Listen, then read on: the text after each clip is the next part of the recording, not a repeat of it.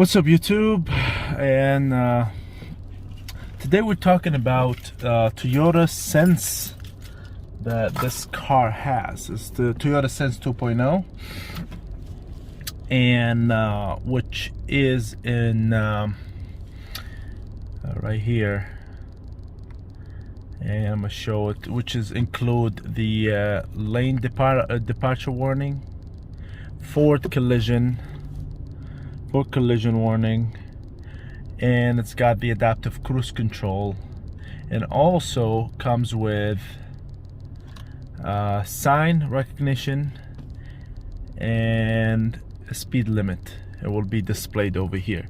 So to activate this system, you press over here, and now it says radar ready, which basically this system came on all the modern the new generation Toyota, including the Corolla.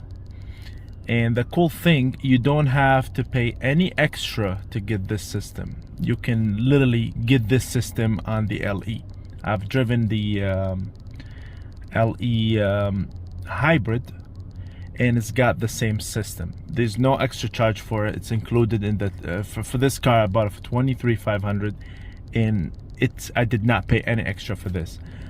But in my opinion, I find this system to be more effective on the automatic. In a bumper to bumper traffic, for example, you can still keep the system engaged, the cruise control. Like, you can set it up for 70, and then traffic slows down, you're going like 10 miles stop, 10 miles stop. Literally, the system can stay engaged throughout the whole commute while you're probably playing with your phone. Don't play with your phone, I'm just kidding. But literally, all you have to do when the car completely stays stopped and the traffic start moving forward, you tap the gas, or you press this, the X, and the car will proceed and continue. But we're not talking about the automatic. We're talking about the manual transmission. What is the limitation on the system when you have the automatic, when you have the manual transmission? So you have basically the same system with some limitation, which I'm going to demonstrate in this video. So first, and also I'm going to tell you my thoughts on the system, and is it cool or not. Okay, so you activate the system here. It says radar ready, and also you do have the lane keeping assist right here. I personally don't use it because I feel it's useless, and I'm going to show you once we take it for a ride, go for a drive. I'm going to show you why I think it's stupid. I just simply don't use it. And finally, you have this system right here, which you can adjust how far the car in front of you be. Like, and I believe that each bar represents 100 yards or something like that, but it keeps it a safe distance from the car in front of you. I do find this a little bit limitation even in the automatic, because even with the lowest setting, the distance between you and the car in front of you, especially in the slow traffic, it's a little bit wide, and I find a lot of cars just merge right in. Anyways,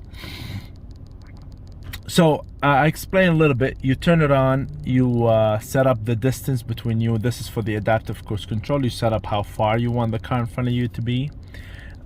You can activate and deactivate the lane keeping assist right here, and this is the X and minus. Also, another cool thing, if you don't like the adaptive cruise control and you want to go back old school, all you have to do is just press and hold. You press the system and hold.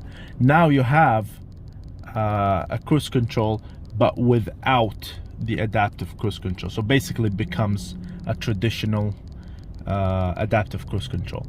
And you press minus to set, and plus, of course, to increase the speed, and decrease the speed, and cancel to turn it off. So anyways, I want to bring the now, so it doesn't show the radar now. This is a traditional this is a traditional cruise control, which does not have the adaptive. It doesn't say, but it has the the cruise control sign on right there. So anyway, press it again. Now it says radar ready. We're good to go. Let's go for a spin, and I'm gonna show you a few things here. And if you guys watching this video for the first time, I am not reviewing car. I'm actually, this is my vehicle.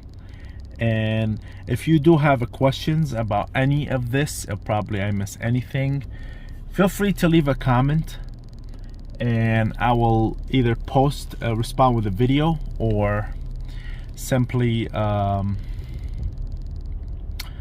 just answer. And I usually answer within 24 to 48 hours. Okay, I hope, let me turn up the, I hope it shows. So now we're coming up to a stop sign. That's really good. I don't know if you can see it, but it displays the stop sign over here. There's nothing the car does, like nothing, like no beeping or anything. It just shows that there was a stop sign. It's not an autopilot, but it's cool. You're not paying any extra. So that's one thing. Okay, let's turn now on the road. This is a manual. Okay, so it has a little bit of limitation. So let's see if it's gonna pick the so I'm still trying to figure out, how does it figure out the speed? Does it use the GPS, or is it actually reading? So with this system usually has, and there's another stop sign and it shows right here.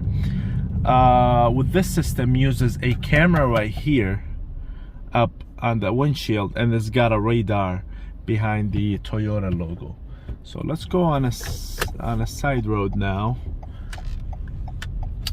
One of the reasons I don't use the lane keeping assist, most of the time it doesn't work, but I'm gonna turn it on just to give you an example what it does. So okay, it says unavailable until you hit 32 mile. Okay, now okay, shows a stop sign. Let's go back on the road. I don't see any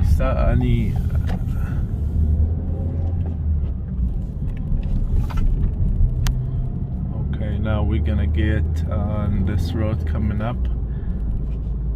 So we got all the systems on, and I'm gonna show you the limitation that I have with the system. So you only can use the adaptive cruise control from 30 and above. I notice usually you can engage it from 20 and above, but unlike the automatic, you can basically leave it on the whole time. Okay, 3, 2, 1, let's go.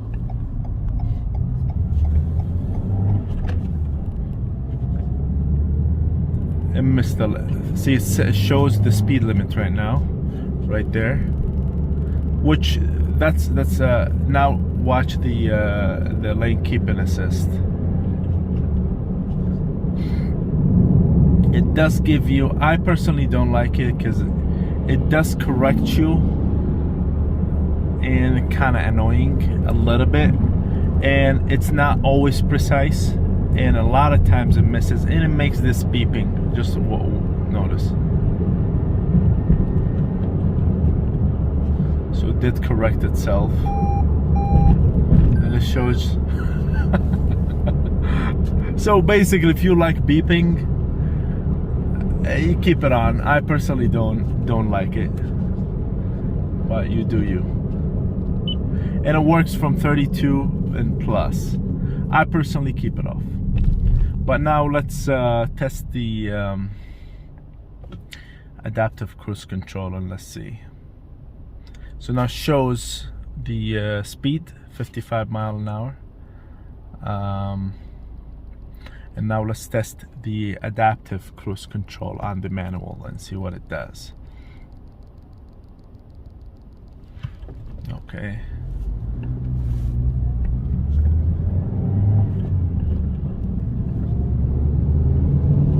Okay, engage the 25.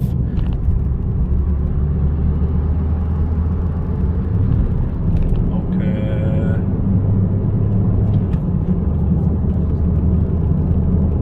Let's set it up.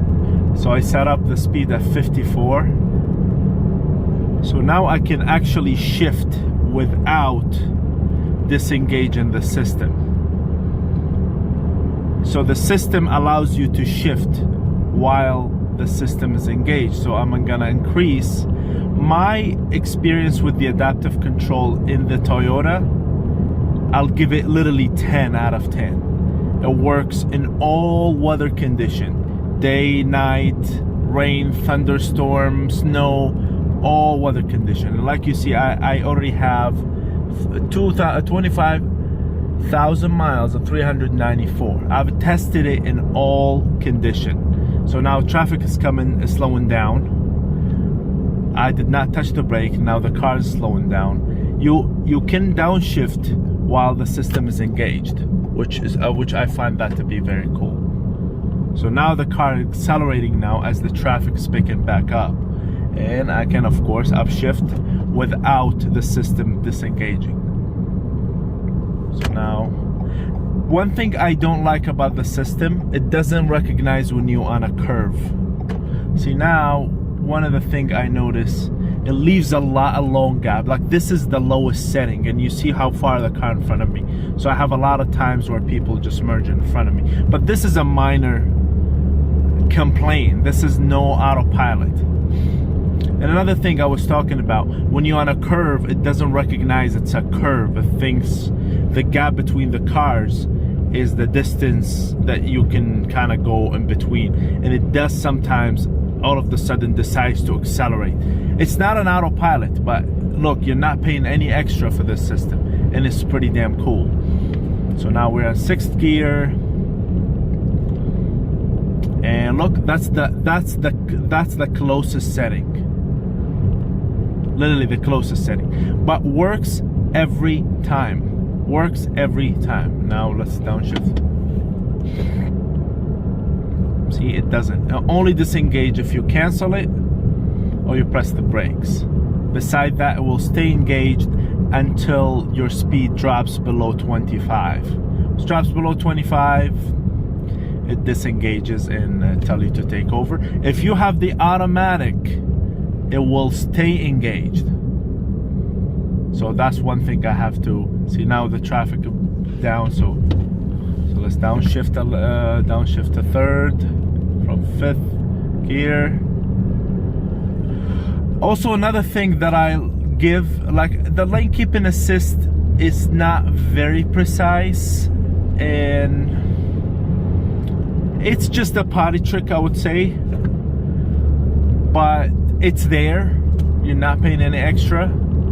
I personally keep it off. It doesn't really recognize the lanes most of the time, unless it's like a fresh, clean, just been drawn line. That's the only lines. Let's see, now we're coming up to a full traffic stop. See, now I recognize the car. Look, I did not touch the brakes. No brakes, no brakes, no brakes, no brakes. So let's see what it does. Oh, now it disengaged. I did not touch the brakes, so disengage once I hit 20. So let's see when it will allow me to re-engage the system. Okay, 2nd, 3rd gear. Now we engage. Yep, it engaged. Now let's upshift without the gas pedal. No gas pedal. And I also noticed it doesn't have a very long range. So if you're driving like 45 and then there's a stop traffic, I notice it just slams on the brakes. It's not very smooth, it's very robotic, but again, it's not an autopilot. I'm just trying to demonstrate what it does, what it doesn't. So another thing, I would give the lane keeping assist about 4 out of 10, but I will definitely, let's see, we're coming to a stop. Look what it does. It slams on the brake. It's like, whoa, what's going on over here? I feel like the range of the camera is not far enough. It's just like panics and peeps and stops. I will give the lane keeping assist about 4 out of 10. The adaptive cruise control, I will give it 10 out of 10. It's really cool. It works in all weather condition. It works day, it works at night, it works in the rain. But again, it's a driving assist. It's not a driving, I will text and drive. No, it's not. But it's really cool. Like, you can maintain the speed in front of you instead of you keep on stepping on the gas and the brake, the gas and brake. No, you can just do your shifting and the system will do that for you. So that's the cool thing.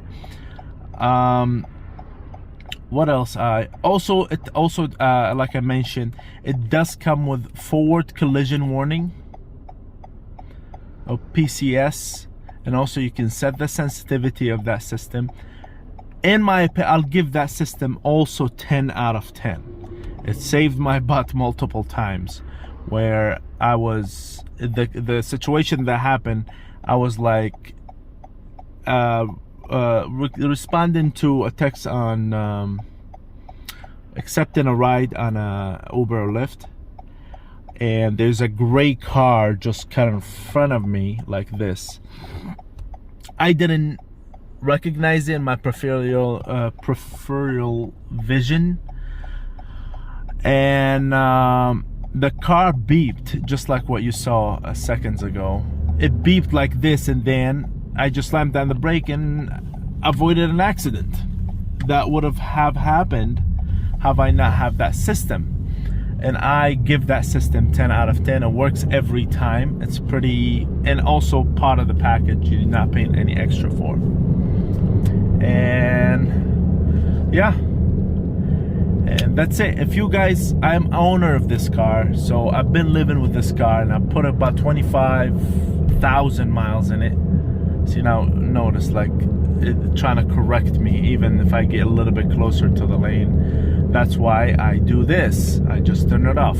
I do not use the lane keeping assist. I think there's a lot of room to improve, and I'm not angry at it. It's free.